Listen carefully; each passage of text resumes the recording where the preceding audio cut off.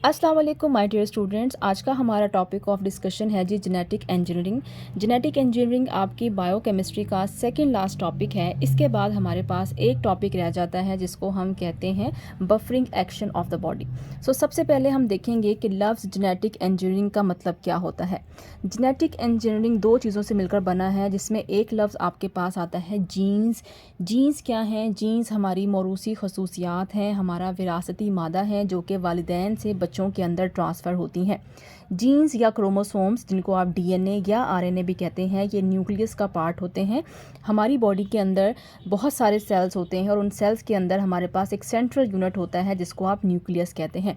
उस न्यूक्लियस के अंदर हमारी जेनेटिक प्रॉपर्टी, जिसको आप डीएनए या आरएनए कहते हैं, वह मौजूद होता है। ज़्यादातर जो मल्टी सेलुलर जानदार हैं या जो बड़े जानदार हैं, उनकी बॉडी के अंदर जो विरासती मादा होता है वो डीएनए या डबल स्ट्रैंडेड जो है वो डबल स्टैंडर्ड स्ट्रक्चर की सूरत में मौजूद होता है। जबकि जो छोटे जानदार हैं, जैसे कि वायरसेस हो गए, कुछ बैक्टीरियाज हो गए, इनकी बॉडी का जो जेनेटिक मटेरियल है वो आरएनए या सिंगल स्ट्रैंड के ऊपर मुश्तमिल होता है। जीन्स या क्रोमोसोम्स या डीएनए या आरएनए ये आपस में टर्म्स एक दूसरे के साथ रिलेट करती हैं। हमारी जीन्स हमारी बॉडी के बहुत सारे फंक्शंस को कंट्रोल करती हैं, जैसे कि हमारा ब्लड ग्रुप हमारी जीन्स पे बेस करता है जो कि वालिदैन से बच्चों के में ट्रांसफ़र होता है। इसके साथ साथ हमारी कुछ फ़िज़िकल प्रॉपर्टीज़ हैं, यानी कि हमारा फेस के फीचर्स, हमारी आवाज़, हमारी हाइट, हमारे उठने बैठने की आदतें, और इसके अलावा हमारी बहुत सारी ऐसी चीज़ें होती हैं जो हमारे पेरेंट्स के साथ मैच करती हैं। उसकी बेसिक रीज़न ये है कि वो चीज़ें हमने जीन्स के ज़रिए से अपने पेरेंट्स से अडॉप्ट की हैं। एक ऐसा तरीक़ाकार जिसमें हम जीन्स के अंदर तब्दीलियाँ लाते हैं और बायोटेक्नोलॉजी का इस्तेमाल करते हैं या बायोकेमिस्ट्री का इस्तेमाल करते हुए किसी भी इंसान की या किसी भी जानदार के जीन्स के अंदर तब्दीली लाकर आप एक नया जीन और एक मॉडिफाइड जीन बना सकते हैं। उस मेथड को आप जेनेटिक इंजीनियरिंग कहते हैं। ठीक है, ये एक ऐसी टेक्नोलॉजी है जो कि लेटेस्ट जो है वो डेवलप हुई है और इसके ऊपर बहुत ज़्यादा रिसर्च की जा रही है। इसके ज़रिए से आप किसी भी जानदार के जीन के अंदर तब्दीली कर कर अपनी मर्ज़ी की करैक्टरिस्टिक्स डेवलप करा सकते हैं। इसको ज़्यादातर इस्तेमाल किया जाता है प्लांट्स के ऊपर, यानी कि प्लांट्स में हम मॉडिफिकेशन करके ज़्यादा वैरायटी में हम फल और फ्रूट और सब्जियां और फ्लावर्स हासिल कर सकते हैं। इसी के साथ साथ जो जानवर हैं उनके अंदर भी हम जेनेटिक मॉडिफिकेशंस कर कर उनसे ज़्यादा मिकदार में दूध, दही, अंडे, गोश्त और रिप्रोडक्शन के प्रोसेस को हम बेहतर कर सकते हैं। इंसान में भी अगर किसी की जीन्स का कोई इशू है, किसी की जीन्स की वजह से कोई अबनॉर्मेलिटी आ रही है, फॉर एग्ज़ाम्पल अगर किसी की जीन आई ख़राब है तो वो उसके ब्लड ग्रुप को जो है वो डिटरमिन करती है। उसमें भी हम बेहतरी करके उसकी जीन थेरेपी करके इंसान की लाइफ को भी बेहतर बना सकते हैं। आज के लेक्चर में हमने देखना ये है कि ये मेथड किस तरह से परफॉर्म किया जाता है और इसमें कौन कौन से स्टेप्स इन्वॉल्व होते हैं। सबसे पहले हम बात करते हैं डेफिनेशन की। सबसे पहले वर्ड आपके पास आता है जेनेटिक इंजीनियरिंग। जेनेटिक इंजीनियरिंग एक ऐसा प्रोसेस है जिसमें हम यूज़ करते हैं रिकॉम्बिनेंट डीएनए टेक्नोलॉजी। बड़ा इंपॉर्टेंट वर्ड है डेफिनेशन का। अब सबसे पहले कि रिकॉम्बिनेंट क्या होता है। रिकॉम्बिनेंट का मतलब होता है एक ऐसी टेक्नोलॉजी जिसमें हम एक एंजाइम का इस्तेमाल करते हैं जो कि हमारे डीएनए को कट करता है और उस कट करने के बाद उसकी जगह हम उस कट किए हुए पार्ट के ऊपर कोई नया डीएनए या कोई नई जीन जो है वो आके फिक्स कर देते हैं। इस मेथड को आप कहते हैं नया डीएनए बनाना। ठीक है, तो इस मेथड के ज़रिए से जो डीएनए आपका बनेगा वो रिकॉम्बिनेंट कहलाएगा, क्योंकि वो दो डीएनए का कॉम्बिनेशन है। एक वो डीएनए जो आपके पास ऑलरेडी मौजूद था जिसको आपने कट किया। कट किसकी मदद से किया? एंजाइम की मदद से किया। और कट करने के बाद अपनी मर्जी का डीएनए का पार्ट उठाया और उस जगह पे आपने उसको चिपका दिया या आपने उसको पेस्ट कर दिया। अब क्या होगा कि अब आपके पास एक ऐसा डीएनए बना है जो नेचुरल नहीं है बल्कि वो दो चीज़ों का कॉम्बिनेशन है, इसलिए हम इसको रिकॉम्बिनेंट डीएनए कहते हैं और इस टेक्नोलॉजी को आप रिकॉम्बिनेंट डीएनए टेक्नोलॉजी कहते हैं। उसके बाद आपको बताया गया है कि जीन्स क्या होती हैं। तो जीन्स हमारी विरासती मटेरियल हैं जो कि पेरेंट से बच्चों के अंदर ट्रांसफ़र होते हैं। जीन्स के अंदर हमारी इन्फॉर्मेशन होती है, यानी कि हमारी डेवलपमेंट कैसे होगी, हमारी ऑर्गेनाइजेशन कैसे होगी, कि हम किस तरह से हमारी बॉडी के ऑर्गन्स जो है वो डेवलप होंगे, वो ठीक बनेंगे या एबनॉर्मल बनेंगे, ये जीन्स हमारी कंट्रोल करती हैं। इसके साथ साथ हमारी बॉडी के जो फंक्शंस हैं, हमारी ग्रोथ है, हमारी डेवलपमेंट है, हमारे हार्मोन्स हैं, हमारा ब्लड ग्रुप है, हमारी फ़िज़िकल करैक्टरिस्टिक्स हैं, इन तमाम चीज़ों को हमारी जीन्स कंट्रोल करती हैं। सिवाय कुछ वायरसेस के जितने भी जानदार हैं उन सब की बॉडी में जो जेनेटिक मटेरियल होता है वो डीएनए होता है, यानी कि डबल स्ट्रैंडेड होता है। वायरस क्योंकि बहुत छोटे होते हैं इसलिए इनकी बॉडी के अंदर जो जेनेटिक मटेरियल होता है वो डबल स्ट्रैंडेड नहीं होता, बल्कि वो सिंगल स्ट्रैंडेड होता है, जिसको हम आरएनए कहते हैं। सो इंसान की बॉडी में भी जो जीन्स हैं वो डीएनए की तरह की होती हैं। जो जेनेटिक कोड है हमारा वो हमेशा ट्रिपलेट कोडॉन होता है। ये आपने वर्ड याद रखना है। ट्रिपलेट कोडॉन से क्या मुराद है कि सपोज करें हमारे पास 3 जीन्स मौजूद हैं, हमारी बॉडी के अंदर मल्टीपल जीन्स मौजूद हैं। अब वो जो जीन्स हैं वो हमारी बॉडी के अंदर 3 जोड़ों की शक्ल में रहती हैं, यानी कि 3 जीन्स इकट्ठी मिलकर रहती हैं, तो इसलिए हम इसको कहते हैं ट्रिपलेट कोडॉन। ठीक है, एक कोड बन जाता है। जैसे फॉर एग्जांपल मैं कहूँ CDC, अब इसमें C है, D है और C है, ये 3 वर्ड हैं, तो ये कोड है जो कि क्योंकि ट्रिपलेंट है, 3 है तो इसको ट्रिपलेंट कहेंगे, और ये कोड है, ये बताएगा कि क्या जीन हमारे पास डेवलप होगी। दूसरा फॉर एग्जांपल मैं कहती हूँ GCC। अब G भी एक हमारे पास जीन है, C भी जीन है और C भी जीन है, तो GCC में तीनों हमारे पास जीन्स हैं और ये तीनों इकट्ठी मिलकर रहती हैं, तो इसको हम ट्रिपलेट कहते हैं। और ये किसी भी चीज़ का कोड होता है, इसलिए हम इसको कोडॉन कहते हैं। उसके बाद आपको 2 टर्म्स बल्कि 3 टर्म्स पता होनी चाहिए कि what is translation, what is transcription and what is reverse transcription. So ये अक्सर डेफिनेशंस आपके MCQs में पूछी जाती हैं और इसमें से बहुत सारे आपके MCQs निकल सकते हैं। अब आपको सबसे पहले पता होना चाहिए व्हाट इज़ ट्रांसक्रिप्शन। ट्रांसक्रिप्शन ये होता है कि जब हमारी बॉडी में जो डीएनए है जो कि हमारे न्यूक्लियस के अंदर मौजूद होता है, डीएनए से मैसेंजर आरएनए का बनना इज़ कॉल्ड ट्रांसक्रिप्शन। ठीक है, डीएनए से मैसेंजर आरएनए का बनना इज़ कॉल्ड ट्रांसक्रिप्शन। डीएनए कहाँ होता है? डीएनए मैंने आपको स्टार्ट में बताया कि हमारे सेल के अंदर न्यूक्लियस होता है, उस न्यूक्लियस के अंदर डीएनए मौजूद होता है। अब डीएनए से मैसेंजर आरएनए को बनाने के लिए हमें एक एंजाइम चाहिए होता है, that is called RNA polymerase. ठीक है, तो पहला स्टेप क्या है? डीएनए से मैसेंजर आरएनए बनता है, न्यूक्लियस के अंदर बनता है और इस एंजाइम की मदद से बनता है। This is called transcription. ये एक नॉर्मल प्रोसेस है। ट्रांसक्रिप्शन के बाद हमारी बॉडी के अंदर एक नेक्स्ट प्रोसेस होता है जिसको हम कहते हैं ट्रांसलेशन। ट्रांसलेशन में क्या होता है कि जो हमारे पास मैसेंजर आरएनए बना है, ये मैसेंजर आरएनए अब न्यूक्लियस से निकल कर हमारे साइटोप्लाज्म में चला जाता है।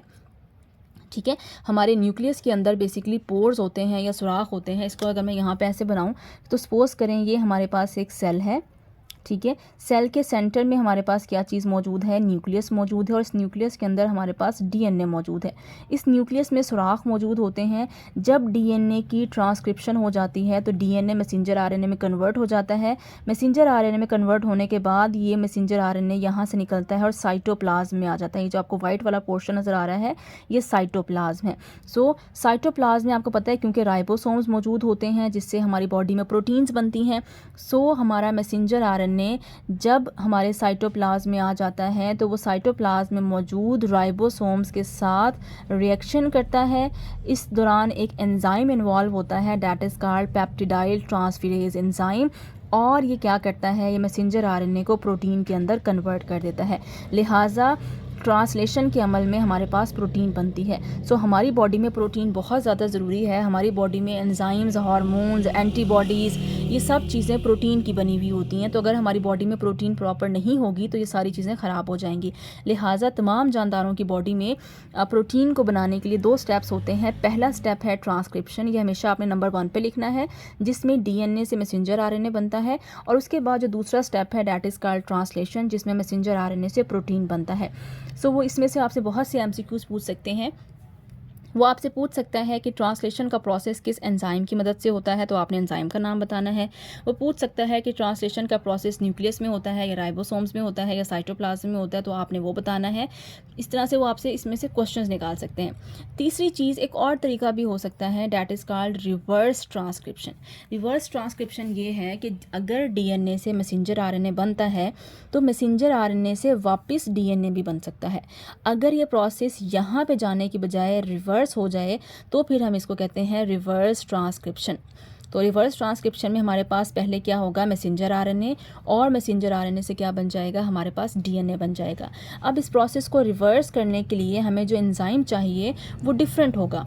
उस एंजाइम का नाम होता है रिवर्स ट्रांसक्रिप्टेज एंजाइम। और क्योंकि ये वाला प्रोसेस न्यूक्लियस में हो रहा था तो रिवर्स का प्रोसेस भी कहाँ होगा? हमारे पास न्यूक्लियस के अंदर ही होगा।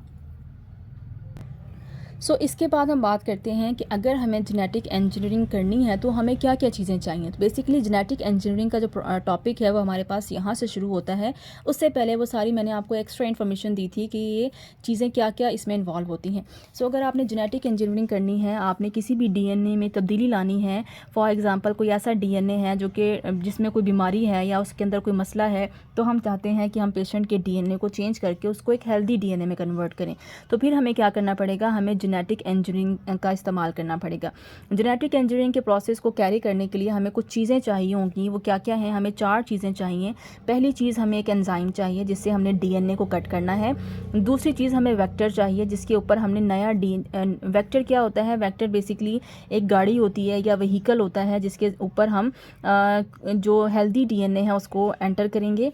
उसके बाद हमें जीन बैंक चाहिए।